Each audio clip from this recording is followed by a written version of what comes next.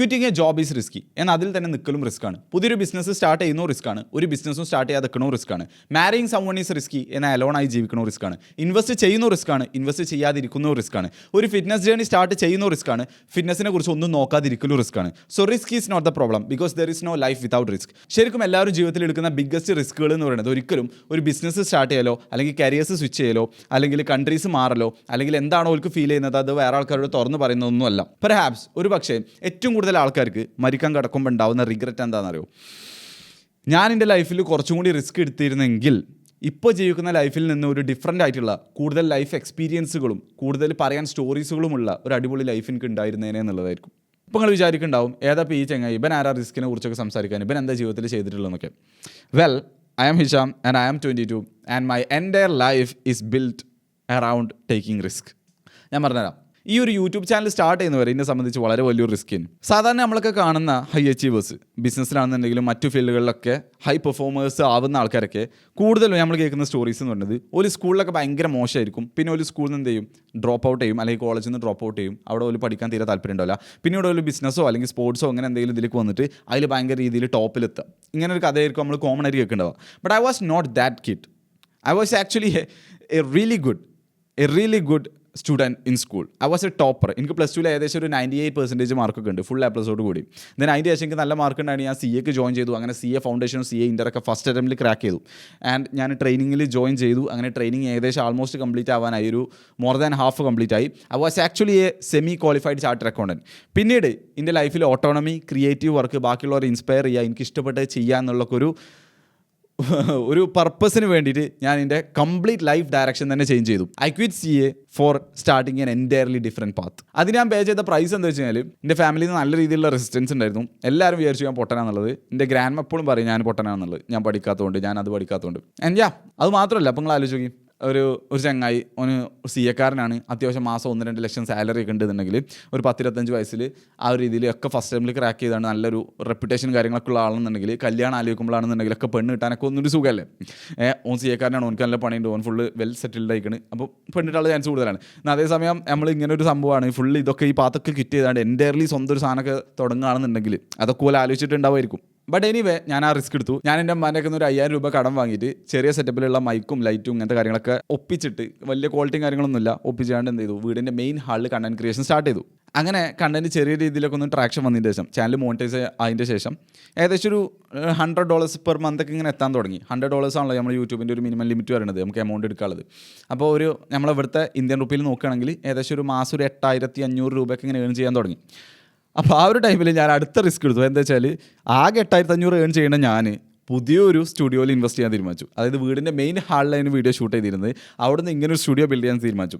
അങ്ങനെ ഈ സ്റ്റുഡിയോക്ക് വേണ്ടിയിട്ട് അന്ന് ഫുള്ള് തട്ടിക്കൂട്ട് സെറ്റപ്പ് ആയിരുന്നു. അപ്പോൾ അവിടെ നിന്ന് ശരിക്കും ആക്ച്വലി ഉള്ള കീ ലൈറ്റ്, മൈക്ക്, ക്വാളിറ്റിയുള്ള മൈക്ക്, അതുപോലെ ഇങ്ങനത്തെ ഒരു സെറ്റപ്പ് കാര്യങ്ങൾ, ബാക്ക്ഗ്രൗണ്ട്, ഇങ്ങനത്തേലൊക്കെ ഇൻവെസ്റ്റ് ചെയ്യാൻ വേണ്ടിയിട്ട് ഈ സാധനങ്ങളൊക്കെ ഓർഡർ ചെയ്ത്, ഇൻവെസ്റ്റ് ചെയ്യുന്ന ഭാഗമായിട്ട് ഈ സാധനങ്ങളൊക്കെ ഓർഡർ ചെയ്ത് EMIക്ക് വെറും 8500 മാസം ഏൺ ചെയ്യുന്ന ഞാൻ ഏകദേശം 6000 കൂടുതൽ മാസം EMI അടക്കുന്നുണ്ട്. അപ്പോൾ ആ ഒരു റിസ്ക് ഒന്ന് ആലോചിച്ച് നോക്കി. അത് ഭയങ്കര റിസ്ക് തന്നെയാണ്. അത് കൂടാതെ എനിക്ക് പാരൻസിനൊക്കെ ഒന്ന് പൈസ ചോദിക്കാനും പറ്റില്ല, കാരണം അത്രയും പൈസ ഒന്ന് പഠിപ്പിച്ച ഒരു സംഭവമാണ് ഞാൻ ക്വിറ്റ് ചെയ്തത്. അപ്പോൾ ഫുൾ റെസ്പോൺസിബിലിറ്റി എൻ്റെ കയ്യിൽ തന്നെയാണ്. അപ്പോൾ ഫസ്റ്റത്തെ ഇൻസ്റ്റാൾമെൻറ്റിന് തന്നെ ഏകദേശം എന്തുണ്ട്, നമ്മൾ ഫസ്റ്റ് ഒരു സാധനം ഓർഡർ ചെയ്ത് കഴിഞ്ഞാൽ ഒരു മാസം കഴിഞ്ഞിട്ടാണ് അതിൻ്റെ ഫസ്റ്റ് ഇൻസ്റ്റാൾമെൻറ്റ് വരിക, നമ്മൾ ഓൺലൈൻ ഓർഡർ ചെയ്ത് കഴിഞ്ഞാൽ. അപ്പോൾ അവിടെ ഒരു 30 ദിവസം ഗ്യാപ്പ് ഉണ്ട്. അപ്പോൾ ഞാൻ എന്താ ചെയ്ത് വെച്ചാൽ ഒരുപാട് ബുക്കും കാര്യങ്ങളൊക്കെ വാങ്ങിയിട്ട് ശരിക്കും പറയുകയാണെങ്കിൽ പട്ടിപ്പണി എടുക്കാൻ തുടങ്ങി. ഇഷ്ടം പോലെ റീഡ് ചെയ്യലും അതുപോലെ തന്നെ പോഡ്കാസ്റ്റുകൾ കാണലും. I went all in, I locked in. അങ്ങനെ നല്ലോണം പഠിച്ചാണ്ട് കുറച്ചുകൂടി ക്വാളിറ്റിയുള്ള കണ്ടന്റുകൾ ഇങ്ങനെ പ്രൊഡ്യൂസ് ചെയ്യാൻ തുടങ്ങി. അപ്പോൾ ഓൾറെഡി എന്ത് ചെയ്തു, സ്റ്റുഡിയോൻ്റെ ക്വാളിറ്റി ഇമ്പ്രൂവ് ആയി. പിന്നീട് ഇൻസ്റ്റാൾമെൻറ്റ് വരുന്നത് ഏകദേശം ഒരു മാസം കഴിഞ്ഞിട്ടാണ്. അപ്പോൾ ആ ഒരു ഗ്യാപ്പിൽ എന്ത് ചെയ്തു, ഞാനിങ്ങനെ കണ്ടന്റ് ഇങ്ങനെ ഇമ്പ്രൂവ് ചെയ്യാൻ തുടങ്ങി. കൂടുതൽ പഠിച്ച് കൂടുതൽ ഡെപ്തുള്ള കണ്ടന്റുകൾ ഉണ്ടാക്കാൻ തുടങ്ങി. അപ്പോൾ ട്രാക്ഷൻ ഒന്നും കൂടി ഇങ്ങനെ കൂടി. ഭയങ്കര രീതിയിൽ ഫേമസ് ആയിട്ടൊന്നുമില്ല, എന്നാലും ഓഡിയൻസ് ആണെന്നുണ്ടെങ്കിലും, ഓഡിയൻസിൻ്റെ ട്രസ്റ്റ് ആണെന്നുണ്ടെങ്കിലും, ഓഡിയൻസ് കിട്ടുന്ന വാല്യൂ ആണെന്നുണ്ടെങ്കിലും, സബ്സ്ക്രൈബേഴ്സിൻ്റെ എമൗണ്ട് ആണെന്നുണ്ടെങ്കിലും ഇങ്ങനെ പതുക്കെ ഇങ്ങനെ കൂടാൻ തുടങ്ങി. അങ്ങനെ ആ ഒരു എന്താ പറയുക, EMIയും പ്ലസ് നമ്മൾ ചെറിയ രീതിയിൽ എക്സ്പെൻസും മീറ്റ് ചെയ്ത് പോകാനുള്ള രീതിയിലുള്ള എമൗണ്ടുകൾ ആ ഒരു മാസം തൊട്ട് നമ്മൾ ഉണ്ടാക്കി. അതിൻ്റെ എൻ്റെ സ്റ്റോറിയിലെ ചെറിയൊരു ഭാഗം മാത്രം കേട്ടോ, ഒരുപാട് സംഭവങ്ങളുണ്ട്, പല വീഡിയോയിൽ നമ്മൾ പറയും. അപ്പോൾ എന്താ സംഭവിച്ചാൽ ഒരു കാര്യം ഞാൻ പറഞ്ഞുതരാം. നമ്മൾ വിചാരിക്കും എന്ത് റിസ്ക് എന്ന് പറഞ്ഞാൽ ജീവിതത്തിൽ എന്ത് ചെയ്യുക, ഭയങ്കര വലിയൊരു സംഭവം ഒരു വട്ടം എടുക്കുക, അങ്ങനെയൊക്കെ പല ആൾക്കാർക്കും ചിന്ത ഉണ്ടാവും, ഒരു വട്ടം എടുക്കുക പിന്നെ ലൈഫ് നല്ല സുഖമായി എന്നുള്ളത്. പക്ഷേ ഞാൻ മനസ്സിലാക്കിയെടുത്തോളം ഇത് ജസ്റ്റ് ഒരു സംഭവം മാത്രമാണ് എൻ്റെ ലൈഫിലുള്ള ഒരുപാട് സാധനങ്ങളിൽ വെറും ഒരു സംഭവം മാത്രം. റിസ്ക് എന്ന് പറയുന്നത് ശരിക്കും ഒരു ടൈമിൽ എടുക്കുന്ന സാധനമല്ല, പകരം അതൊരു ബിഹേവിയറാണ്. വിന്നേഴ്സിൻ്റെ ലൈഫ് നമ്മൾ നോക്കുകയാണെന്നുണ്ടെങ്കിൽ ടോപ്പ് പെർഫോമൻസിൻ്റെ ലൈഫ് നമ്മൾ നോക്കുകയാണെന്നുണ്ടെങ്കിൽ റിസ്ക് എടുക്കുക എന്നുള്ളത്, കാൽക്കുലേറ്റഡ് റിസ്ക് എടുക്കുക എന്നുള്ളത് ഒരു ബിഹേവിയറാണ്. അത് കണ്ടിന്യൂസ് ആയിട്ട് വരും. അതിങ്ങനെ സിറ്റുവേഷൻസ് അനുസരിച്ച് ഇങ്ങനെ പിന്നെയും വരും. ഒന്നെടുത്തു എന്ന് കരുതി അത് കഴിയൂല.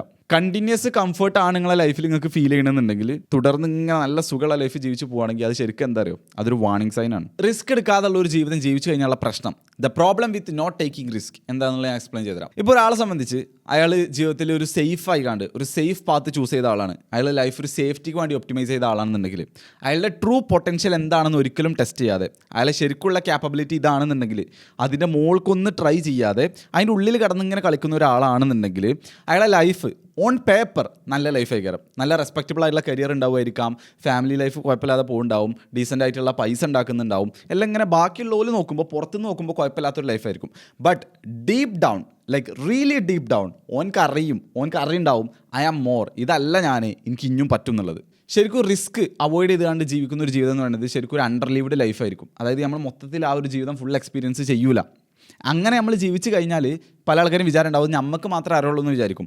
പക്ഷേ ശരിക്കും ആ ഒരു സംഭവം നമ്മളെ എന്താ പറയുക, ഒരു ആണിനെ സംബന്ധിച്ചാണെന്നുണ്ടെങ്കിൽ, അയാളെ വൈഫിനാണെന്നുണ്ടെങ്കിൽ, അയാളെ കുട്ടികൾക്കാണെങ്കിലും ഒക്കെ അതെന്ത് ചെയ്യും, ഫീൽ ചെയ്യും നമ്മളെ ഫാദർ മര്യാദക്കൊരു റിസ്ക് എടുക്കാത്ത ആളാണെന്നുള്ളത്. ഇത് ഞാൻ വെറുതെ ഇതിൻ്റെ മൈൻഡിൽ വന്നാണ്ട് പറയുന്ന സംഭവമല്ല, തള്ളല്ല. The way of the superior man എന്ന് പറഞ്ഞുള്ള ബുക്ക് വായിച്ചു കഴിഞ്ഞാൽ ഈ സംഭവം നമുക്ക് മനസ്സിലാവും. ഈവൻ ഇഫ് ഒരാൾ അയാളെ ലൈഫിൽ ഫുള്ള് കംഫർട്ട് ഒപ്റ്റിമൈസ് ചെയ്യുകയാണെന്നുള്ളത് എക്സ്പ്ലിസിറ്റ്ലി ഇങ്ങനെ പറയണമെന്നില്ലെങ്കിലും അയാളോട് നമ്മളൊരു അരമണിക്കൂർ അല്ലെങ്കിൽ ഒരു മണിക്കൂർ ശരിക്കും സംസാരിച്ച് ഡീപ്പായിട്ടുള്ള ക്വസ്റ്റ്യൻസ് ചോദിച്ചു കഴിഞ്ഞാൽ, പിന്നെ കേസ് പറയാനുള്ളൂ, അങ്ങനെ നമ്മൾ ഒരാളൊപ്പം സ്പെൻഡ് ചെയ്ത് കഴിഞ്ഞാൽ ആക്ച്വൽ ഡീപ്പ് ക്വസ്റ്റ്യൻസ് ഒക്കെ ചോദിച്ചു കഴിഞ്ഞാൽ നമുക്ക് മനസ്സിലാവും അയാൾ എങ്ങനത്തെ ലൈഫാണ് ജീവിക്കുന്നത്, അയാൾ ഏകദേശം ഒരു മൈൻഡ് സെറ്റ് എന്താണെന്നുള്ളത്. There is always a cost to avoidance. നമ്മളൊരു കംഫർട്ട് ഒപ്റ്റിമൈസ് ചെയ്യുന്ന ലൈഫാണെന്നുണ്ടെങ്കിൽ, ഇപ്പോൾ നമ്മളൊരു സംഭവം, നമ്മളൊരു റിസ്ക് എടുക്കുകയാണ്, അല്ലെങ്കിൽ നമ്മളൊരു പുതിയ കാര്യം ട്രൈ ചെയ്യുകയാണെങ്കിൽ അവിടെ രണ്ട് പാത്തിലേക്ക് പോകാം. ഒന്നില്ലെങ്കിൽ അത് വിജയിക്കും, അല്ലെങ്കിൽ അത് ഫെയിലാവും. കൂടുതൽ ടൈമിൽ ഫെയിലാവും, പക്ഷേ ചില സമയങ്ങളിൽ അത് വിന്നാവാനുള്ള ചാൻസ് ഉണ്ട്, വിജയിക്കാനുള്ള ചാൻസ് ഉണ്ട്. എന്നാൽ അതേസമയം നമ്മൾ ഒന്നും എടുത്തിട്ടില്ല, നമ്മൾ കംഫർട്ട് ഒപ്റ്റിമൈസ് ചെയ്യുന്ന ലൈഫാണെന്നുണ്ടെങ്കിൽ ഇവിടുന്ന് ആകെ ഒരു ഒറ്റ ഓപ്ഷൻ മാത്രമേ ഉള്ളൂ, എന്താണ്, ഫെയിലർ തന്നെ. കാരണം ചെയ്യാത്തൊരു കാര്യങ്ങളാണ് വിജയിക്കുക. ജസ്റ്റ് നമ്മളെ ഹിസ്റ്ററിയിലൊന്ന് നോക്കി എനി ഗ്രേറ്റ് ഹ്യൂമൻ അക്കംപ്ലിഷ്മെൻറ്റ്സ്, അത് എൻ്റർപ്രണർഷിപ്പിലായിക്കോട്ടെ, ആർട്ടിലായിക്കോട്ടെ, സയൻസിലായിക്കോട്ടെ, സോഷ്യൽ ചേഞ്ചസിലായിക്കോട്ടെ, എന്തിലായിക്കോട്ടെ, ശരിക്കും ഈ ലോകത്തിൽ മാറ്റം കൊണ്ടുവന്നിട്ടുള്ള സംഭവങ്ങൾ ഇതെല്ലാം വരാൻ കാരണം, ഇതൊക്കെ ചെയ്യാൻ ഏതെങ്കിലും ഒരാൾ അയാൾക്ക് അൺസർട്ടൈൻ ആയിട്ടും അയാൾക്ക് ഒരു ഉറപ്പുമില്ല, ജയിക്കുന്ന ഒരു ഉറപ്പുമില്ല എന്ന് തോന്നിയിട്ടും അയാൾ ആ സംഭവം ചെയ്തുകൊണ്ടല്ലേ, ആ ഒരു പോസിബിലിറ്റി ഓഫ് ഫെയിലിയർ അക്സെപ്റ്റ് ചെയ്ത് എന്നിട്ടും ആ സംഭവം ചെയ്തുകൊണ്ടല്ലേ നമുക്കിപ്പോൾ അതില്ലാതെ ജീവിക്കാൻ പറ്റാത്ത ഓരോ പ്രൊഡക്റ്റുകളും കുറിച്ചൊന്ന് ചിന്തിച്ച് നോക്കി. നിങ്ങളുടെ TV ആയിക്കോട്ടെ, ഫ്രിഡ്ജ് ആയിക്കോട്ടെ, AC ആയിക്കോട്ടെ, നിങ്ങളുടെ ഫോൺ ആയിക്കോട്ടെ, ലാപ്ടോപ്പ് ആയിക്കോട്ടെ, ഈ എല്ലാ സംഭവങ്ങളും ഒരു ടൈമിൽ ഒരാളെ പ്രോട്ടോടൈപ്പ് അല്ലേനോ. 1000 വട്ടം ഈ സംഭവം ചെയ്തിട്ട് ഫെയിലായിട്ടും ഇനി ഒന്നുകൂടി ട്രൈ ചെയ്താലോ അഥവാ വർക്ക് ചെയ്താലോ എന്ന് കരുതി റിസ്ക് എടുത്ത് ആൾക്കാരുണ്ടായത് കൊണ്ടല്ല ഈ സംഭവങ്ങൾ ഇപ്പോൾ ഉണ്ടായത്. നമ്മളിപ്പോൾ കാണുന്ന ഓരോ ഗ്രേറ്റ് പെർഫോമൻസ്, അതിനിപ്പോൾ സോങ്ങുകളായിക്കോട്ടെ, അല്ലെങ്കിൽ ഇപ്പോൾ സ്പോർട്സ് ആയിക്കോട്ടെ, അല്ലാന്നുണ്ടെങ്കിൽ മൂവീസ് ആയിക്കോട്ടെ, ഇതൊക്കെ ഇവർക്ക് ചെയ്യാൻ പറ്റിയത് എന്തുകൊണ്ടാണ്?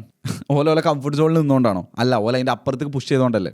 If you really want a life that you can proudly talk about to your grandchildren, അങ്ങനെ ഒരു ലൈഫ് ഒരിക്കലും നിങ്ങൾ സേഫ്റ്റി ഒപ്റ്റിമൈസ് ചെയ്താൽ നിങ്ങൾക്ക് കിട്ടില്ല.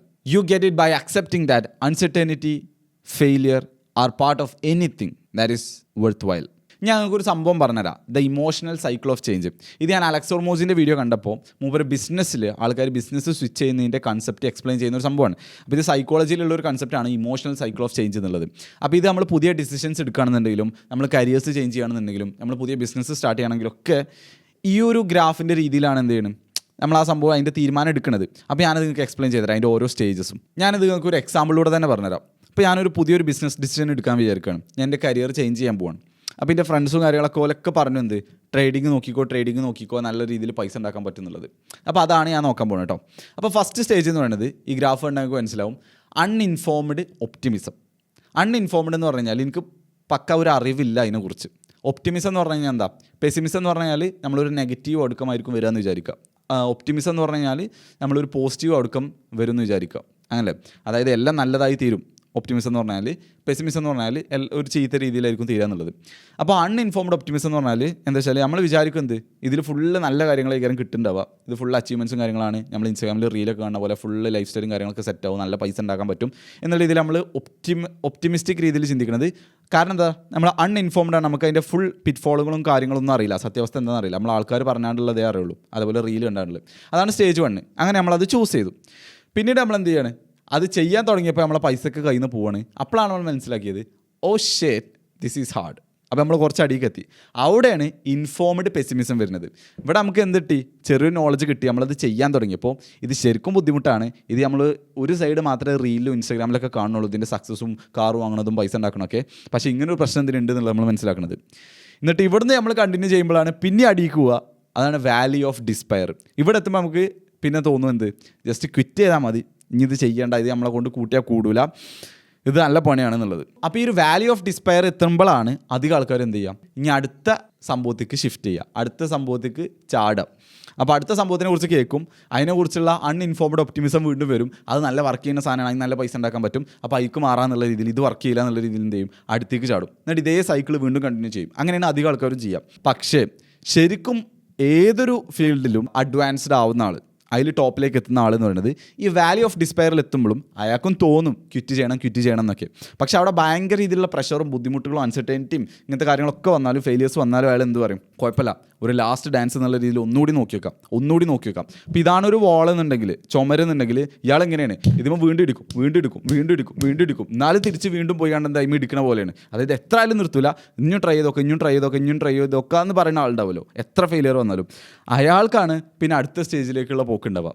അവിടുന്ന് എന്താവും, പതുക്കെ ഇൻഫോംഡ് ഒപ്റ്റിമിസത്തിലേക്ക് എത്തും. അപ്പോൾ ഇൻഫോംഡ് ഒപ്റ്റിമിസത്തിൽ എത്തുമ്പോൾ ചില സംഭവങ്ങൾ അയാളെ കുറേ മിസ്റ്റേക്കുകളും കാര്യങ്ങളൊക്കെ അയാൾ തിരുത്താൻ തുടങ്ങി, പുതിയ രീതിയിലുള്ള നോളജും കാര്യങ്ങളൊക്കെ അയാൾക്ക് കിട്ടാൻ തുടങ്ങി. അപ്പോൾ അയാൾ പഴയ രീതിയിൽ നിന്ന് മാറ്റിയിട്ട് പുതിയ രീതിയിൽ ചെയ്ത് നോക്കുമ്പോൾ എന്തായി, ഇത് വർക്ക് ചെയ്യുന്നുണ്ട്, അപ്പോൾ ഇങ്ങനെ ചെയ്താൽ മതി എന്നുള്ളത് മൂപ്പർ മനസ്സിലാക്കുന്നത്. അപ്പോൾ ഇതിൻ്റെ ഒരു നാക്കും കാര്യങ്ങളൊക്കെ കിട്ടുന്നത്. അപ്പോൾ ട്രേഡിങ്ങിൽ നമ്മളെ കമ്മ്യൂണിറ്റിയിൽ ഒരുപാട് ആൾക്കാരുണ്ട് ട്രേഡിങ് ചെയ്യണോല്. അപ്പോൾ ഓലൊക്കെ ഒന്ന് കിട്ടിയൊരു നോളജാണ് എനിക്ക് എന്ത് ഏകദേശം ഒരു 3-4 വർഷം എന്ന് പറയുന്നത് ആ ട്രേഡിങ്ങിൻ്റെ ഒരു സൈക്കോളജിയും കാര്യങ്ങളൊക്കെ പഠിച്ചുകൊണ്ടിരിക്കുന്ന ടൈമായിരിക്കും.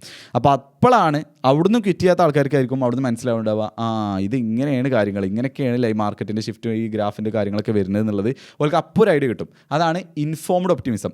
എന്നിട്ട് അവിടുന്ന് എന്താണോ വർക്ക് ചെയ്യുന്നത് അത് പ്രാക്ടീസ് ചെയ്യുന്ന ആൾക്കാർ എവിടെ എത്തും, റിയൽ പ്രോഗ്രസ്സിലേക്ക് പോകണം. അവിടെ നിന്നാണ് ഗ്രാഫ് മുകളിലേക്ക് പോകുന്നത്. അപ്പോൾ ഏതൊരു പുതിയ സാധനം തുടങ്ങുമ്പോഴും ആദ്യം നമുക്കൊരു മോട്ടിവേഷനും കാര്യങ്ങളും നല്ലൊരു ഒരു നാക്കും കിട്ടുക, നമ്മൾ നല്ല മോട്ടറാവുകയൊക്കെ ചെയ്യും. പിന്നെ ഇങ്ങനെ അടിയിലേക്ക് പോകും. പിന്നെ അവിടെ നിന്ന് എന്ത് ചെയ്യാൻ പറ്റുള്ളൂ, നല്ല വർക്ക് കിട്ടുന്ന ആൾക്കാർക്ക് മാത്രമേ അവിടുന്ന് പൊന്താൻ പറ്റുള്ളൂ. അപ്പോൾ റിസ്ക് എടുക്കുക എന്നുള്ളത് ഭയങ്കര ഇമ്പോർട്ടൻ്റ് ആയിട്ടുള്ള ഒരു സംഭവമാണ്. റിസ്ക് എടുത്തിട്ടില്ലെങ്കിൽ എന്ത് പ്രശ്നം വരിക, അല്ലെങ്കിൽ എങ്ങനത്തെ ലൈഫൊക്കെ നമ്മൾ ജീവിക്കുക എന്നുള്ളത് നിങ്ങൾക്കൊരു ഐഡിയ കിട്ടിയിട്ടുണ്ടാവും. ഇനി ഞാൻ ഇതിൻ്റെ കുറച്ച് റൂൾസുകൾ അല്ലെങ്കിൽ എനിക്ക് തോന്നിയ കുറച്ച് പോയിന്റ്സുകൾ പറഞ്ഞുതരാം. റിസ്ക് എടുക്കുകയാണെങ്കിൽ നമ്മൾ ശ്രദ്ധിക്കേണ്ട കാര്യങ്ങൾ. ഇത് ശരിയാണോ തെറ്റാണോ ഒന്നും ഞാൻ പറഞ്ഞില്ല, ഇത് എനിക്ക് ശരിയാണെന്ന് തോന്നിയതാണ്. ഇത് നിങ്ങൾക്ക് വേണമെന്നുണ്ടെങ്കിൽ അക്സെപ്റ്റ് ചെയ്യാം. എന്തായാലും ഞാൻ പറഞ്ഞുതരാം. റൂൾ നമ്പർ 1 എന്താ വെച്ചാൽ, the risk must make sense to you. ആ ഒരു സംഭവം, നിങ്ങൾ ഐഡിയ എന്ന് പറയുന്നത് അല്ലെങ്കിൽ നിങ്ങൾ ചെയ്യാൻ പോകുന്ന സാധനം എന്ന് പറയുന്നത് കോൺട്രേറിയൻ ആയിക്കോട്ടെ. കോൺട്രേറിയൻ എന്ന് പറഞ്ഞു കഴിഞ്ഞാൽ ബാക്കിയുള്ള ആൾക്കാർ, അതായത് മെജോറിറ്റി ആൾക്കാർ സപ്പോർട്ട് ചെയ്യാത്തൊരു സംഭവം ആയിക്കോട്ടെ, അതായത് എല്ലാവരും ചിന്തിക്കലിൽ നിന്ന് വ്യത്യസ്തമായിട്ടുള്ള സംഭവം. അങ്ങനെ ഒരു സംഭവം ഉണ്ടായാൽ തന്നെ ഒരുപാട് ആൾക്കാർ അതിന് നെഗറ്റീവ് പറയും. അങ്ങനെ ആയിക്കോട്ടെ, പ്രശ്നമല്ല. But it should make sense to you. ഇങ്ങക്കെങ്കിലും തോന്നണം എന്ത്, ഇത് വിജയിക്കും എന്നുള്ളത്. ജസ്റ്റ് എവിടെയെങ്കിലും ആരെങ്കിലും പറഞ്ഞു കേട്ടാണ്ട് ചാടറിൻ്റെ പകരം അറ്റ്ലീസ്റ്റ് ഇങ്ങക്കെങ്കിലും തോന്നണം ഇതിങ്ങനൊരു പോസിബിലിറ്റി ഉണ്ട്, ജയിക്കും എന്നുള്ളത്. അതൊന്നാമത്തത്. രണ്ടാമത്താണ് reckless risk is not courage. അതായത് തോന്നിയ മാതിരി റിസ്ക് എടുക്കുക എന്നുള്ളത് എന്തല്ല, ശരിക്കൊരു നല്ലൊരു സംഭവമല്ല. കാരണം എന്താ വെച്ചാൽ 2 ടൈപ്പ് ആൾക്കാരാണ് മെയിനായിട്ടുള്ളത്. 3 2 ടൈപ്പ് ആൾക്കാരായിട്ട് നമ്മൾ കോമൺ ആയിട്ട് കാണാം. ഒന്ന്, ഒരു റിസ്ക് കൊടുക്കാതെ സേഫ്റ്റി ഒപ്റ്റിമൈസ് ചെയ്യുന്ന ആൾക്കാർ. ഓരെവിടെ എത്തൂല, ഓല ആ കംഫർട്ട് സോണിൻ്റെ ഉള്ളിൽ ഇങ്ങനെ നിൽക്കും. രണ്ടാമത്തത്, ഒന്നും നോക്കാതെ കണ്ണും മൂക്കും നോക്കാതെ റിസ്ക് എടുക്കുന്ന ആൾക്കാർ. എന്ത് പുതിയ സംഭവം ഉണ്ട് അതൊക്കെ അതിൽ ചെന്നൊക്കെ ചാടണ ചങ്ങായി. അങ്ങനെയുള്ള ചങ്ങന്മാരെന്താവും, പിന്നെയും ലെവൽ 0 എന്തെങ്കിലുമൊക്കെ സംഭവം, ഒരു ബന്ധമില്ലാത്ത സാധനം ട്രൈ ചെയ്ത് നോക്കും, വീണ്ടും ഇങ്ങോട്ട് തന്നെ എത്തും. അതിങ്ങനെ ബാക്ക് ഇങ്ങനെ എത്തും. ആ സൈക്കിൾ കണ്ടിന്യൂ ചെയ്യുന്ന ആൾക്കാർ. ഇതിൻ്റെ 2 ഇടയിലുള്ള ഒരാളാണ് അല്ലെങ്കിൽ ആൾക്കാരാണ് ഞാൻ പറയുന്നത് കാൽക്കുലേറ്റഡ് ആയിട്ടുള്ള റിസ്ക് എടുക്കുന്ന ആൾക്കാർ. ഒരു റിസ്ക് എടുക്കും, പക്ഷേ അതിന് മുമ്പ് ഒരു കുറച്ച് കാര്യങ്ങൾ നോക്കും. എന്തൊക്കെ നോക്കും, ഒരു വേസ്റ്റ് കേസ് സിനാരിയോ അനലൈസ് ചെയ്ത് നോക്കും. വേസ്റ്റ് കേസ് സിനാരിയോ എന്ന് പറഞ്ഞു കഴിഞ്ഞാൽ, ഈ ഒരു സംഭവം ഫെയിലായി കഴിഞ്ഞാൽ, ഞാൻ പുതിയൊരു സംഭവം സ്റ്റാർട്ട് ചെയ്യുകയാണെങ്കിൽ അത് ഫെയിലായി കഴിഞ്ഞാൽ ഏറ്റവും മോശം അവസ്ഥ എന്തായിരിക്കും, ഏറ്റവും നെഗറ്റീവിൽ പോവുകയാണെന്നുണ്ടെങ്കിൽ എനിക്ക് സംഭവിക്കുന്ന ഒരു പ്രശ്നം എന്തായിരിക്കും, ഞാൻ പക്ക പൊട്ടിപ്പാളിസായാൽ ആ വേസ്റ്റ് ഔട്ട്കം എന്തായിരിക്കും, അതുപോലെ നോക്കും. പിന്നീട് ഇതിന് ഫ്യൂച്ചർ റെലവൻസ് ഉണ്ടോ, അതായത് ഇപ്പോൾ നമ്മളെ ലോകം മുമ്പോട്ട് പോവല്ലേ, അപ്പോൾ ആ ഒരു പോക്കിൽ ഇതിന് റെലവൻസ് ഉണ്ടോ, ഒരു 5 കൊല്ലം കഴിഞ്ഞാലോ 10 കൊല്ലം കഴിഞ്ഞാലോ ഇതുകൊണ്ട് ഉപകാരം ഉണ്ടോ, അത് കംപ്ലീറ്റ്ലി ഈ സംഭവം ഔട്ട് ഓഫ് ഡേറ്റ് ആവോ, ആർക്കും ഉപകാരമില്ലാത്തൊരു സംഭവം ആവോ, ഈ സംഭവം നോക്കും. അതുപോലെ തന്നെ ബെസ്റ്റ് കേസ് സിനാരിയോ അനലൈസ് ചെയ്ത് നോക്കും. ഇപ്പോൾ നമ്മളെ വേസ്റ്റ് കേസ് സിനാരിയോ നമ്മൾ നോക്കി, അപ്പോൾ ഇതിനെ സംബന്ധിച്ച് നോക്കുമ്പോൾ ഇതിപ്പോൾ ഒരു ലൈനാണെന്നുണ്ടെങ്കിൽ, ഇവിടെ വേസ്റ്റ് കേസ് സിനാരിയോ ആണെങ്കിൽ അതിൻ്റെ ബെസ്റ്റ് കേസ് സിനാരിയോ എത്രത്തോളം ടോപ്പിലേക്ക് പോകാനുള്ളൊരു ക്യാപ്പബിലിറ്റി ഉണ്ട്, അല്ലെങ്കിൽ അതിനൊരു പൊട്ടൻഷ്യൽ ഉണ്ട്, ഈ ഒരു സംഭവം നോക്കും. പിന്നെ കേസിൽ തന്നെ ഞാൻ പറഞ്ഞുതരാം. ഞാൻ CA കിറ്റ് ചെയ്യാൻ തീരുമാനിച്ചപ്പോൾ ഞാൻ നോക്കിയ കാര്യങ്ങളാണ് ഇതൊക്കെ. എനിക്ക് അന്ന് വേസ്റ്റ് കേസ് സിനാരിയോ നോക്കിയപ്പോൾ എനിക്ക് ഏകദേശം 21 വയസ്സായിട്ടുള്ളൂ ഞാൻ ക്വിറ്റ് ചെയ്യുന്ന ടൈമിൽ. അപ്പോൾ 21 വയസ്സായിട്ടുള്ളൂ. അപ്പോൾ പല ആൾക്കാരും വിചാരം എന്താ വെച്ചാൽ, ഞാൻ ഇതുവരെ പഠിച്ചെത്തിയതല്ലേ, ഇനി ഞാൻ ക്വിറ്റ് ചെയ്ത് കഴിഞ്ഞാൽ എൻ്റെ ലൈഫാകെ പോയില്ല, എനിക്ക് ഓൾറെഡി 21 വയസ്സായില്ലെന്നാണ്. പക്ഷേ ഞാൻ എന്താ വെച്ചാൽ എനിക്ക് 21 വയസ്സായിട്ടുള്ളൂ. ഇനിയൊരു 5 കൊല്ലം ഞാൻ ഇപ്പോൾ ഫക്കപ്പ് ചെയ്താലും, ഞാൻ കുറേ പ്രശ്നങ്ങളിൽ പോയി ചാടിയാലും ചെയ്യണമൊക്കെ ഫെയിലായാലും എനിക്കതിന് ഒരുപാട് പഠിക്കാം. Still I got time. അതായത് ഞാൻ അത് ചെയ്ത് അവിടുന്ന് തൊട്ട് സ്റ്റാർട്ട് ചെയ്ത് ഏകദേശം ഒരു 5-6 കൊല്ലം ഞാൻ ഫക്കപ്പ് ചെയ്ത് എൻ്റെ എല്ലാ സംഭവങ്ങളും ഞാൻ തുടങ്ങിയ സംഭവങ്ങളൊക്കെ ഫെയിലായാലും ഈവൻ എനിക്ക് 26 വയസ്സാവുള്ളൂ. I still have time. അതായത് എങ്ങനെയല്ല, എനിക്ക് ഇങ്ങനെ തോന്നിയ പോലെ നടക്കാൻ ഒരുപാട് ടൈമുണ്ട്, ഇങ്ങനെ വേസ്റ്റ് ആക്കാനല്ല. അങ്ങനെ ആയിക്കഴിഞ്ഞാൽ ഒറ്റയടിക്ക് നമ്മളെ ലൈഫ് കഴിയും. അങ്ങനല്ല, ഒരുപാട് റിസ്ക്കുകൾ എടുക്കാനും സംഭവങ്ങൾ ട്രൈ ചെയ്യാനും ഞാൻ എന്താണെന്ന് കണ്ടുപിടിക്കാനും എനിക്ക് ടൈമുണ്ട്. അങ്ങനെ ഞാൻ ചിന്തിച്ചത്. ഇനി എൻ്റെ വേസ്റ്റ് കേസ് സിനാരിയോ അനാലിസിസ് കുറച്ചൊരു എക്സ്ട്രീമാണ്. ഞാൻ എന്താ ചിന്തിച്ചെന്ന് വെച്ചാൽ, ഞാനിപ്പോൾ ഫിസിക്കൽ ഹെൽത്തിനൊക്കെ കൂടുതൽ പ്രാധാന്യം കൊടുക്കുന്ന ആളാണ്, ആക്റ്റീവ് ലൈഫ് സ്റ്റൈൽ ജീവിക്കുന്ന ആളാണ്. മാർഷൽ ആർട്സും അതേപോലെ ജിമ്മും ഇങ്ങനത്തെ കാര്യങ്ങളൊക്കെ മാനേജ് ചെയ്യണ, അല്ലെങ്കിൽ റണ്ണിങ്ങും കാര്യങ്ങളും ഇങ്ങനത്തെ സംഭവങ്ങളൊക്കെ ഉള്ള ഒരു ലൈഫ് കൊണ്ടുപോകുന്ന ആളാണ്. അപ്പോൾ ഇന്നെ സംബന്ധിച്ച് എനിക്ക് വേണമെന്നുണ്ടെങ്കിൽ അറ്റ് ദ വേസ്റ്റ് ഔട്ട്കം ആയിട്ട് നോക്കുകയാണെങ്കിൽ, അല്ലെങ്കിൽ വേസ്റ്റ് കേസ് സിനാരിയോ നോക്കുകയാണെന്നുണ്ടെങ്കിൽ, ഇപ്പോൾ അണ്ണന്മാർക്കൊക്കെ ഒരു ദിവസം 1000 രൂപ പ്ലസ് ഫുഡ് കൂലിപ്പണിക്ക് കിട്ടുന്നുണ്ട്. അപ്പോൾ കൂലിപ്പണിക്ക് ആളെ കിട്ടാനുള്ള ഇത് കുറഞ്ഞു വരികയാണ്. പഴയ വയസ്സായ അണ്ണന്മാരൊക്കെ ഉള്ളു ഇപ്പോൾ. അപ്പോൾ ഓർക്ക് ഭയങ്കര രീതിയിലുള്ള ഡിമാൻഡാണ്. ഓർക്ക് ഒരേ ദിവസം തന്നെ വേറെ വീട്ടിൽ നിന്നൊക്കെയുള്ള കോള് വരുന്നുണ്ട്. അപ്പോൾ ഓർക്ക് ഉച്ച വരെ പണിയുള്ളൂ, അതിനൊപ്പം ഫുഡും കിട്ടും, എന്നിട്ട് 1000 റുപ്യയും കിട്ടും. അപ്പോൾ എനിക്ക് വേണമെന്നുണ്ടെങ്കിൽ അത് ചെയ്യാം. ഞാൻ പറയാം, അത് ചെയ്യും എന്നല്ല ഞാൻ പറയണത്. പക്ഷേ ഏറ്റവും മോശം സിറ്റുവേഷൻ ആണെങ്കിൽ അതുവരെ ചെയ്യാം. ഓക്കെ, അതിനൊരു എന്താ പറയുക, നമ്മൾ ഫിസിക്കലി അനങ്ങണ പരിപാടിയാണ്, നല്ല പരിപാടിയാണ്. നമുക്ക് വർക്കൗട്ട് ആയി ദിവസം എന്ത് ചെയ്യുക, 1000 റുപ്യ പ്ലസ് ഫുഡും കിട്ടും. പിന്നെ എനിക്ക് പറയാനുള്ളൊരു സംഭവമാണ്, ഇപ്പോൾ നിങ്ങളിങ്ങനെ വിചാരിച്ചു best case scenario worst case scenario ഇങ്ങനത്തെ സാധനങ്ങളൊക്കെ നോക്കുമ്പോൾ, ലൈഫിൽ ഇതുവരെ ഒന്നും ട്രൈ ചെയ്യാത്ത ആളാണെന്നുണ്ടെങ്കിൽ അയാൾ ആക്ച്വലി ഗ്രൗണ്ട് സീറോയിലാണ് നിൽക്കുന്നത്. ഈ ഗ്രൗണ്ട് സീറോയിൽ നിൽക്കുന്ന ആൾ, അതായത് ഒന്നും ഇതുവരെ നടന്നിട്ടില്ല, അപ്പോൾ ഒന്നും നഷ്ടപ്പെടാനും ഇല്ലാത്ത ആളായിരിക്കും. ഇങ്ങനത്തെ ആൾ എന്ത് റിസ്ക് എടുത്താലും അത് പോസിറ്റീവ് ആട്ടോ. അവിടെ ഭയങ്കര കാൽക്കുലേറ്റഡ് ഇങ്ങനെ വേണമെന്ന് ഞാൻ ഒരിക്കലും പറയില്ല. പറ്റ നമ്മൾ അടിയിലാണെന്നുണ്ടെങ്കിൽ അവിടുന്ന് എന്ത് മോൾക്ക് പോയാലും അത് നല്ലൊരു സംഭവം തന്നെയാണ്. ഇനി മൂന്നാമത്തെ റൂളാണ് കോപ്പി ദ ടോപ്പ് പെർഫോമേഴ്സ്. നിങ്ങൾ ഏതൊരു പാത്ത് ചേഞ്ച് ചെയ്യുകയാണെന്നുണ്ടെങ്കിലും, പുതിയ സംഭവം ബിൽഡ് ചെയ്യുകയാണെങ്കിലൊക്കെ, റിസ്ക് എടുക്കുകയാണെന്നുണ്ടെങ്കിലൊക്കെ, ആ ഒരു പുതിയ സാധനത്തിൽ ഏറ്റവും ടോപ്പിൽ നിൽക്കുന്ന 2-3 ആൾക്കാർ ഇവരെന്താണ് ചെയ്യണത് എന്നുള്ളത് നോക്കുക. എന്താണ് പറയുന്നത് എന്നുള്ളത് പോട്ടെ, അത് ചിലപ്പോൾ നിങ്ങൾക്ക് പക്കായിട്ട് വർക്ക് ആയിക്കൊള്ളണമെന്നില്ല. എന്താണ് ചെയ്യണമെന്നുള്ളത് നോക്കുക. ചെയ്യണ കാര്യം തന്നെ പറയുന്ന ആൾക്കാരുണ്ടാവും. അങ്ങനത്തെ ആൾക്കാരാണെങ്കിൽ ഓക്കെ. അപ്പോൾ ഇങ്ങനെ ടോപ്പിൽ നിൽക്കുന്ന 2-3 ആൾക്കാർ ചെയ്യുന്നത് അപ്പോൾ വർക്ക് ചെയ്യുന്ന സംഭവമായിരിക്കും. സോ അത് കോപ്പി ചെയ്യണതിൽ ഒരു കുഴപ്പമില്ല. എന്നിട്ട് നിങ്ങളുടേതായിട്ടുള്ള രീതിയിലുള്ള വേർഷനായി മാറും അത് പിന്നീട്. പക്ഷേ ഒരിക്കലും ഓലെ ലൈഫ് സ്റ്റൈലല്ല കോപ്പി ചെയ്യേണ്ടത്. ഓല് ഫ്ലാഷി ലൈഫ് സ്റ്റൈൽ, അല്ലെങ്കിൽ ഓല് നല്ല കാറും കാര്യങ്ങളൊക്കെ അങ്ങനെ എക്സ്പെൻസീവ് ലൈഫ് സ്റ്റൈൽ, അതല്ല കോപ്പി ചെയ്യേണ്ടത്. പക്ഷേ ഓല് അത് നേടാൻ വേണ്ടിയിട്ട് എന്താണോ ചെയ്യണത് അത് നിങ്ങൾക്ക് കോപ്പി ചെയ്യാം.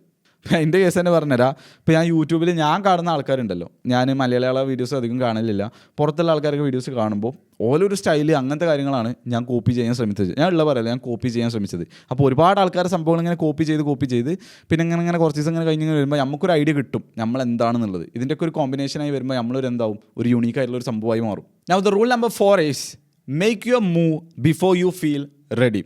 അധികം ആൾക്കാർ മനസ്സിൽ വിചാരം ഉണ്ടാവുന്നത്, ഞാൻ കൂടുതൽ കോൺഫിഡൻ്റ് ആയിട്ട് സ്റ്റാർട്ട് ചെയ്യാം, അല്ലെങ്കിൽ എനിക്ക് കുറച്ചുകൂടി ഉറപ്പ് കിട്ടിയിട്ട് സെർട്ടേണിറ്റി ഉണ്ടായിട്ട് സെർട്ടേനായിട്ട് സ്റ്റാർട്ട് ചെയ്യാം, അല്ലെങ്കിൽ ഞാൻ കുറച്ചുകൂടി സ്കില്ല് ബിൽഡ് ചെയ്തിട്ട് സ്റ്റാർട്ട് ചെയ്യാം, അല്ലാന്നുണ്ടെങ്കിൽ എനിക്ക് കുറച്ചുകൂടി സമയം വേണം എന്നിട്ട് സ്റ്റാർട്ട് ചെയ്യാം എന്നുള്ളതൊക്കെ. പക്ഷേ ഇങ്ങനെ നിന്ന് കഴിഞ്ഞാൽ നമ്മൾ കാലാകാലം ഇങ്ങനെ നിൽക്കുന്നുള്ളൂ. ഏറ്റവും മീനിങ് ആയിട്ടുള്ള സംഭവങ്ങളൊക്കെ ഇവിടെ വരുന്നതൊക്കെ ആൾക്കാർ സ്റ്റാർട്ട് ചെയ്യാനൊക്കെ ഒരു പരിധി വരെ ഓൾക്ക് പേടി ഉണ്ടാവും, ഒരു പരിധി വരെ ഓൾക്ക് അതിൽ ക്യൂരിയോസിറ്റി ഉണ്ടാവും. അങ്ങനെയാണ് ഓലൊക്കെ ബിൽഡ് ചെയ്യണം. ഇപ്പോൾ എൻ്റെ കേസിലാണെന്നുണ്ടെങ്കിൽ തന്നെ ഞാൻ ഈ ഒരു സംഭവം സ്റ്റാർട്ട് ചെയ്തതിന് കുറച്ച് എക്സാമ്പിൾ പറഞ്ഞുതരാം. ഇപ്പോൾ ഞങ്ങളെ കമ്മ്യൂണിറ്റീൻ്റെ ഫസ്റ്റ് റിയൽ ലൈഫ് ഇവൻറ്റ് കഴിഞ്ഞ മാസം ഡിസംബറിൽ ഞങ്ങൾ നടത്തി. ഞങ്ങൾ കാലിക്കറ്റ് ഹഗ് എ മഗ് കഫേയിൽ എല്ലാവരും കൂടിയിട്ട്, നമ്മുടെ നാട്ടിലുള്ള ആൾക്കാരൊക്കെ ഒന്ന് കൂടിയിട്ട് എന്ത് ചെയ്തു, ഒരു 8-10 ആൾക്കാരൊക്കെ വന്നു. ഏകദേശം ഒരു 30 മെമ്പേഴ്സ് ഉണ്ടായിരുന്നു. അപ്പോൾ ഒരു 8-10 ആൾക്കാർ വന്ന് ഞങ്ങൾ എന്ത് ചെയ്തു, മീറ്റപ്പ് നടത്തി. അപ്പോൾ ഈ മീറ്റപ്പ് ഹോസ്റ്റ് ചെയ്യണമെന്നുണ്ടെങ്കിൽ കുറച്ച് ആൾക്കാരെ എനിക്ക് നല്ലൊരു എക്സ്പീരിയൻസ് കൊടുക്കണമെന്നുണ്ടെങ്കിൽ എനിക്ക് അത്യാവശ്യം സോഷ്യൽ സ്കിൽസ് വേണ്ടേ. പക്ഷേ ഞാനൊരു സോഷ്യലി കോൺഫിഡൻ്റ് ആയിട്ടുള്ള ആളല്ലായിരുന്നു. അതായത് സോഷ്യൽ എക്സ്പോഷർ ഭയങ്കര രീതിയിൽ കുറവായിരുന്നു. ഫുള്ളൊരു ഇൻസെക്യൂർ, ഇൻട്രോവേർട്ട് എന്ന് ഞാൻ പറയണില്ല, ഇൻട്രോവേർട്ടും ഇൻസെക്യൂരിറ്റിയും വേറെയാണ്. അപ്പോൾ ഒരു ഇൻസെക്യൂർ രീതിയിലുള്ള ആളായിരുന്നു. പക്ഷേ എനിക്ക് റെഡി ആണെന്ന് തോന്നുന്നതിൻ്റെ മുമ്പ് തന്നെ, അതായത് സോഷ്യൽ കോൺഫിഡൻസ് വന്നു എന്ന് തോന്നുന്നതിന് മുമ്പ് തന്നെ, എനിക്ക് റെഡിയായി തോന്നുന്നതിന് മുമ്പ് തന്നെ ഞാൻ ആ ഇവൻറ്റ് ഹോസ്റ്റ് ചെയ്തു. ആൻഡ് മാഷാ അല്ലാഹ് അത് കുഴപ്പമില്ലാതെ നടന്നും ചെയ്തു. അതുപോലെ തന്നെ എനിക്ക് ഏറ്റവും കൂടുതൽ നല്ല രീതിയിൽ സ്റ്റോറി ടെല്ലിങ് പറയാൻ പറ്റിയിട്ടോ, ഇതേപോലെ കോൺഫിഡൻ്റ് ആയിട്ട് ക്യാമറയുടെ മുമ്പിൽ സംസാരിക്കാൻ പറ്റിയതിൻ്റെ ശേഷമോ, അല്ലെങ്കിൽ എനിക്കിൻ്റെ തോട്ട്സ് കറക്റ്റായിട്ട് ആർട്ടിക്കുലേറ്റ് ചെയ്ത് നിങ്ങൾക്ക് പറഞ്ഞുതരാൻ പറ്റിയതിൻ്റെ ശേഷമല്ല ഞാൻ യൂട്യൂബ് ചാനൽ സ്റ്റാർട്ട് ചെയ്തത്. എൻ്റെ ഓൾഡസ്റ്റ് വീഡിയോ കണ്ടാൽ മനസ്സിലാവും. എനിക്ക് റെഡി ആയെന്നൊന്നും തോന്നിയിട്ടില്ല. ഞാനത് സ്റ്റാർട്ട് ചെയ്തു, എന്നെക്കൊണ്ട് കഴിയുന്ന രീതിയിൽ സ്റ്റാർട്ട് ചെയ്തു. എന്നിട്ട് പിന്നെ പതുക്കെ ഇമ്പ്രൂവ് ചെയ്ത് വന്നതാണ്. അതുപോലെ തന്നെ എൻ്റെ സോഷ്യൽ കോൺഫിഡൻസ് ഞാൻ ഇമ്പ്രൂവ് ചെയ്യുന്നതിൽ ഒരു പ്രധാന സ്റ്റെപ്പ് ആയിരുന്നത്, ഞാൻ എങ്ങോട്ട് പോകുകയാണെന്നുണ്ടെങ്കിൽ, ഇപ്പോൾ എനിക്ക് ഞാൻ ജിമ്മിലൊക്കെ ഇന്നെക്കാട്ടും കൂടുതൽ കുറച്ചുകൂടി ബോഡിയും കാര്യങ്ങളൊക്കെ ഉള്ള ഒരാളെ കണ്ടു, അല്ലെങ്കിൽ നല്ല രീതിയിൽ ഡ്രസ്സ് ചെയ്ത ഒരാളെ കണ്ടു, അല്ലെങ്കിൽ കുറച്ചുകൂടി ബിസിനസ്സിൽ കുറച്ചുകൂടി മുകളിൽ നിൽക്കുന്ന ഒരാളൊക്കെ കണ്ടു, അല്ലെങ്കിൽ സോഷ്യൽ മീഡിയയിൽ നമ്മളിങ്ങനെ സ്ഥിരമായിട്ട് കാണുന്ന, ഞാൻ അഡ്മയർ ചെയ്യുന്ന ആരെങ്കിലും കണ്ടുന്നുണ്ടെങ്കിൽ അപ്പോൾ നമ്മളെ മൈൻഡ് ഇങ്ങനെ ഒരു പേടിയുണ്ടാവും നമുക്ക് ഓരോട് സംസാരിക്കാൻ, വേണ്ട ഇങ്ങനെ വേണ്ടെന്ന് പറയും. അപ്പോൾ അങ്ങനെ അൺകംഫർട്ടബിൾ ആയിക്കാണ്ട് സംസാരിക്കേണ്ടെന്ന് മൈൻഡ് പറയുന്ന ടൈമിലും ഓലെടുത്ത് പോയി ഹാൻഡ് ഷേക്ക് കൊടുത്ത് ഇൻട്രൊഡ്യൂസ് ചെയ്ത് ഈവൻ ഔട്ട്വേർഡ് ആണെങ്കിൽ പോലും അങ്ങനെ ചെയ്താണ്ട് പതുക്കെ ബിൽഡ് ചെയ്ത് കൊടുക്കുന്നതാണത്. അപ്പോൾ അത് എനിക്ക് റെഡി ആയതിൻ്റെ ശേഷം അല്ല ഞാൻ ചെയ്യാൻ തുടങ്ങിയത്. പുറത്തുനിന്ന് നോക്കുന്ന ആൾക്കാർ ചിലപ്പോൾ വിചാരിക്കും ഇത് ഭയങ്കര രീതിയിൽ ജന്മനാ അവൻ അടിപൊളിയാണ്, ഇവനക്ക് ഭയങ്കര രീതിയിൽ കോൺഫിഡൻസ് ആണ്, അല്ലെങ്കിൽ ഇതൊരു ബ്രേവറിയാണ്, ഭയങ്കര കറേജ് ഉള്ള ആളാണെന്നൊക്കെ. പക്ഷെ ആ സംഭവങ്ങളൊക്കെ ചെയ്യുമ്പോൾ ഉള്ളിൽ എങ്ങനെയാ വെച്ചാൽ എനിക്കൊരു തേങ്ങ അറിയില്ല, എനിക്കിത് വർക്ക് ചെയ്യുമോയെന്നും അറിയില്ല, ഒരു ഉറപ്പില്ല, എന്നാലും ഞാൻ ട്രൈ ചെയ്ത് നോക്കാം എന്നുള്ളൊരു ഫീലിംഗ് ഒക്കെ നമുക്ക് ഉണ്ടാവാം. ആൻഡ് അത് തന്നെയാണ് ആക്ച്വലി ഗ്രോത്ത് എന്ന് പറയുന്നത്. ഗ്രോത്ത് പറയുന്നത് എപ്പോഴും നമുക്കൊക്കെ അറിഞ്ഞിട്ട് നമ്മൾ ചെയ്യാന്നുള്ളതല്ല. നമ്മളെ തന്നെ ഒരുപാട് ക്വസ്റ്റ്യൻ ചെയ്യും, നമ്മൾ ചെയ്യണത് ശരിയാണോ, നമ്മൾ ചെയ്യണത് ശരിക്കും നമ്മൾ എക്സ്പേർട്ട് അല്ലല്ലോ, പിന്നെ എന്തുകൊണ്ട് നമ്മളിത് ചെയ്യണത്, അങ്ങനെയുള്ള രീതിയിൽ ഒരു ഇമ്പോസ്റ്റർ സിൻഡ്രോം ഒക്കെ നമുക്ക് തോന്നും. But that is the real growth. നമ്മൾ റെഡി ആണ് എന്ന് നമുക്ക് തോന്നുന്ന വരെ നമ്മൾ വെയിറ്റ് ചെയ്ത് കഴിഞ്ഞാൽ എന്താ വരും, രണ്ട് സംഭവങ്ങൾ നടക്കും. ഒന്ന്, നമ്മൾ ഒരിക്കലും അത് സ്റ്റാർട്ട് ചെയ്യില്ല. രണ്ടാമത്തത്, നമ്മളെങ്ങാട്ടും കൂടുതൽ കറേജ് ഉണ്ട്, പക്ഷെ അവൾക്ക് റെഡി ആയോ ഇല്ല എന്നുള്ളതൊന്നും പ്രശ്നമില്ലാത്തൊരു ചങ്ങായി ഉണ്ടാവുമല്ലോ, ആ ചങ്ങായി നമ്മളെങ്ങാട്ടും അടിപൊളിയാണ്ട് ചെയ്യും. അപ്പോൾ ഫൈനൽ അഡ്വൈസ് ആണ്, ഇപ്പോൾ നമ്മൾ എന്തൊരു സംഭവം കോൺട്രറി ആയിട്ടുള്ള സംഭവങ്ങൾ സ്റ്റാർട്ട് ചെയ്യുകയാണെന്നുണ്ടെങ്കിലും, അല്ലെങ്കിൽ എന്താണോ ഈ ഇവിടുത്തെ മാസസ് ഫോളോ ചെയ്യുന്നത് അതിന് വ്യത്യസ്തമായിട്ടൊരു റൂട്ട് ഫോളോ ചെയ്യുമ്പോഴും, എല്ലാവരും പറയുന്നത് കേൾക്കാതെ നമുക്ക് ശരിയാണെന്ന് തോന്നുന്ന കാര്യങ്ങൾ ചെയ്യുമ്പോഴൊക്കെ നല്ല കാര്യങ്ങൾ അന്തുള്ള സംഭവങ്ങൾ കേട്ടോ. എല്ലാ കാര്യങ്ങളും അങ്ങനെ ആവണമെന്നില്ല. എന്നാലും ഈ ഒരു വീഡിയോ കണ്ട് ഇവിടെ വരെ എത്തിയോല് കുറച്ച് അടിപൊളി മൈൻഡ് സെറ്റ് ഉള്ളവരായിരിക്കും എന്നാണ് ഞാൻ വിചാരിക്കുന്നത്. അങ്ങനെ നമ്മൾ സ്റ്റാർട്ട് ചെയ്യുമ്പോഴൊക്കെ ഒരുപാട് ബ്രദർലി സിസ്റ്റർലി അഡ്വൈസുകൾ നമുക്ക് വരും, ഒരുപാട് ആൾക്കാർ ജഡ്ജ്മെൻറ്റുകൾ വരും, you will be laughed at, ഒരുപാട് കളിയാക്കലുകൾ കിട്ടും, ഒരുപാട് ക്രിറ്റിസൈസിങ് കിട്ടും, ഒരുപാട് ജഡ്ജ്മെൻറ്റ് കാര്യങ്ങളൊക്കെ ഉണ്ടാവും. And it is expected. Like don't expect it to be easy. അങ്ങനെ ഒരു പാത്ത് ചേഞ്ച് ചെയ്യുമ്പോൾ, എല്ലാവരും സഞ്ചരിക്കാത്ത റൂട്ടിലൂടെ പോകുമ്പോൾ you will become an outlier. ബാക്കിയുള്ളവരിൽ നിന്ന് വ്യത്യസ്തമായി ചിന്തിക്കുന്ന ആളാവും. അങ്ങനെ ആകുമ്പോൾ don't think that the life will be easy. ആ ഒരു സംഭവങ്ങളൊക്കെ ഉണ്ടല്ലോ, ആ ഒരു പ്രഷറും കാര്യങ്ങളും ആ കളിയാക്കലും കാര്യങ്ങളൊക്കെ, ഇറ്റ് ഈസ് കംപ്ലീറ്റ്ലി ഫൈൻ. അതിനെന്ത് ചെയ്യുക, ഒരു ഫ്യൂവലായിക്കാണ്ട് യൂസ് ചെയ്യാം. ആൻഡ് അതുപോലെ തന്നെ ഇങ്ങനെ ഒരു ജേണിയിലുള്ള ഒരു ബ്രദർഹുഡിൽ ജോയിൻ ചെയ്യാൻ നിങ്ങൾക്ക് താല്പര്യം ഉണ്ടെന്നുണ്ടെങ്കിൽ, അതുപോലെ തന്നെ നിങ്ങൾക്ക് ഫിനാൻഷ്യൽ കാപ്പബിലിറ്റി ഉണ്ട്. ഇപ്പോൾ നിങ്ങൾ മന്ത്ലി അത്യാവശ്യം വർക്ക് ചെയ്യുന്നതാണ്, കുറച്ചൊക്കെ ഒരു എമൗണ്ട് ഏൺ ചെയ്യുന്ന ആളാണ്. ഇപ്പോൾ നിങ്ങൾക്ക് ഏറ്റവും കൂടുതൽ ആവശ്യം എന്ന് പറയുന്നത് ഇതേ ജേണിയിലുള്ള സെൽഫ് ഇമ്പ്രൂവ്മെൻറ്റ് ചെയ്യുന്ന, ലൈഫിൽ എവിടെയെങ്കിലൊക്കെ എത്തണം എന്ന് ആഗ്രഹമുള്ള, ഫിറ്റ്നസ്സും കാര്യങ്ങളും എല്ലാം ഓർഗനൈസ് ചെയ്ത് കൊണ്ടുവരുന്ന ഒരു സക്സസ്ഫുൾ ലൈഫ് ലീഡ് ചെയ്യണം, ഡിസിപ്ലിൻ കൊണ്ടുവരണം എന്നൊക്കെയുള്ള ആണുങ്ങളുടെ ഒരു ഗ്രൂപ്പ് വേണമെന്ന്, അല്ലെങ്കിൽ ഒരു ബ്രദർഹുഡ് നിങ്ങൾക്ക് വേണമെന്ന് ആഗ്രഹം ഉണ്ടെന്നുണ്ടെങ്കിൽ, നിങ്ങളെ കൊണ്ട് അത് ഫിനാൻഷ്യലി അഫോർഡബിൾ ആണെന്നുണ്ടെങ്കിൽ ലിങ്ക് ഡിസ്ക്രിപ്ഷനിൽ ഉണ്ട്, ചെക്ക് ചെയ്ത് നോക്കാം. ഔട്ട്ലൈസ് ക്ലബ്ബിൽ നിങ്ങൾക്ക് ജോയിൻ ചെയ്യാം. ഔട്ട്ലൈസ് ക്ലബ്ബിൽ ഇനി ഒരു എല്ലാ മാസവും നമ്മൾ ഓഫ്ലൈൻ മീറ്റപ്സുകൾ നടത്തുന്നുണ്ട്. അതുപോലെ നമ്മൾ വീക്ക്ലി ലൈവ് കോൾ എന്ന് പറഞ്ഞാൽ ജസ്റ്റ് ഒരാൾ വന്നിട്ടുണ്ടെങ്കിൽ ലെക്ചർ എടുക്കില്ല, പകരം എല്ലാവരും അവനവൻ്റെ പ്രശ്നങ്ങളെ കുറിച്ചും അല്ലെങ്കിൽ അവനവൻ്റെ വ്യൂ പോയിന്റുകളെ കുറിച്ചും സംസാരിക്കുകയാണ്. ഫുള്ള് പ്രൊഡക്റ്റീവ് ആയിട്ടുള്ള ടോക്കുകളാണ്, അതുണ്ടാവും. അതുപോലെ തന്നെ നമ്മൾ ഒരു 3-4 മാസം കൂടുമ്പോൾ ഒരു ക്യാമ്പ് അല്ലെങ്കിൽ ഒരു റിസോർട്ട് എടുത്താണ്ട് എല്ലാ ആണുങ്ങൾ കൂട്ടിയാണ്ട് നിൽക്കുക. ഇത് എന്തിനാ വെച്ചാൽ നമ്മൾ ഓൺലി മെൻ ഓൺലി ആക്കിയത് എന്തിനാ വെച്ചാൽ, ആണുങ്ങൾക്ക് ഇങ്ങനൊരു സ്പേസ് ഉണ്ടെങ്കിൽ, അതായത് ഏറ്റവും കൂടുതൽ ഇപ്പോൾ നഷ്ടപ്പെടുന്ന ഒരു സംഭവമാണ് ബ്രദർഹുഡ് എന്നുള്ളത്, അല്ലെങ്കിൽ സെൽഫ് ഗ്രോത്തിലുള്ള, ജസ്റ്റ് നാട്ടിലുള്ള എല്ലാവരും ഇപ്പോൾ ഇറങ്ങാന്നല്ല, പകരം ഇതേ മൈൻഡ് സെറ്റിലുള്ള ഹൈ അച്ചീവേഴ്സ് ആയിട്ടുള്ള, നമ്മളെ വല്ലാതെ ഇങ്ങനെ കളിയാക്കുക ക്രിട്ടിസൈസ് ചെയ്യുന്നതിൻ്റെയൊക്കെ പകരം നമ്മളെ ഗ്രോ ചെയ്യാൻ വേണ്ടി അലോ ചെയ്യുന്ന ഒരു ബ്രദർഹുഡ് നമുക്ക് വളരെ റയറാണ്. അങ്ങനത്തെ ഫ്രണ്ട്സുകളെ കിട്ടുക എന്നുള്ളത് ഭയങ്കര റയറാണ്. അപ്പോൾ ആ ഒരു ഉദ്ദേശത്തോടു കൂടിയാണ് ഞാൻ ഔട്ട്ലൈസ് ക്ലബ്ബ് സ്റ്റാർട്ട് ചെയ്തിട്ടുള്ളത്. അപ്പോൾ നിങ്ങൾക്ക് ഫീൽ ചെയ്യുകയാണ് നിങ്ങൾ ഒറ്റയ്ക്ക് ഒരു ജേണി കണ്ടിന്യൂ ചെയ്യുന്നത് നിങ്ങൾക്ക് ബുദ്ധിമുട്ടാണെന്നുണ്ടെങ്കിൽ, എൻ്റെ മെൻറ്റർഷിപ്പോട് കൂടി അതുപോലെ തന്നെ നമ്മളെ ബ്രദേഴ്സിൻ്റെ കൂടെ നിങ്ങൾക്ക് ലൈഫ് ഇമ്പ്രൂവ് ചെയ്യാൻ താല്പര്യം ഉണ്ടെങ്കിൽ check the link in description. Outliers ക്ലബ്ബിൽ നിങ്ങൾക്ക് ജോയിൻ ചെയ്യാം. ലാസ്റ്റ് ആയിട്ട് എൻ്റെ എണ്ണിന് മുമ്പ് ഞാൻ ഒരു പോയിന്റ് പറഞ്ഞുതരാം. നമ്മളൊരു റിസ്കി ആയിട്ടുള്ള ലൈഫ് എടുത്തു കഴിഞ്ഞാൽ, നമ്മൾ റിസ്കി ചോയ്സ് എടുത്തു കഴിഞ്ഞാൽ ഡെഫിനറ്റ്ലി നമ്മൾ തോൽക്കുകയാണെന്നുണ്ടെങ്കിലും ഒരുപാട് ആൾക്കാർ അറിയാം, അല്ലെങ്കിൽ പബ്ലിക്കായിട്ട് നമ്മൾ മുഖം അടിച്ച് വീണ പോലെ തന്നെ ആയിരിക്കും. നമ്മൾ ജയിക്കുകയാണെങ്കിലും പബ്ലിക്കായിട്ട് നമ്മൾ മുകളിലേക്ക് എത്തുന്ന പോലെ തന്നെ ആയിരിക്കും. പക്ഷെ നമ്മൾ സേഫ്റ്റി ഒപ്റ്റിമൈസ് ചെയ്തൊരു ലൈഫാണെന്നുണ്ടെങ്കിൽ ശരിയാണ്, ആരും അറിയാത്ത രീതിയിൽ എന്ത് ചെയ്യും, ആരുടെ മുമ്പിൽ നമ്മൾ തോൽക്കില്ല, ആരുടെ മുമ്പിൽ നമ്മൾ എംബാരസ്ഡ് ആവില്ല, ആരും നമ്മളെ കളിയാക്കാനൊന്നും വരില്ല. റൈറ്റ്, നമ്മളൊന്നും ചെയ്യണില്ലല്ലോ, അപ്പോൾ പിന്നെ ആൾക്കാരുടെ മുമ്പിലൊന്നും നമ്മൾ നാണം കെടുന്നില്ല. ബട്ട് ഗെസ് വാട്ട്, അങ്ങനെയുള്ള ഒരാൾ ശരിക്കും ആൾക്കാരുടെ മുമ്പിൽ ജയിക്കില്ല. ഓക്കെ, സോ അത് മനസ്സിൽ വെക്കുക. I hope this video is helpful for you guys. See you in the next video.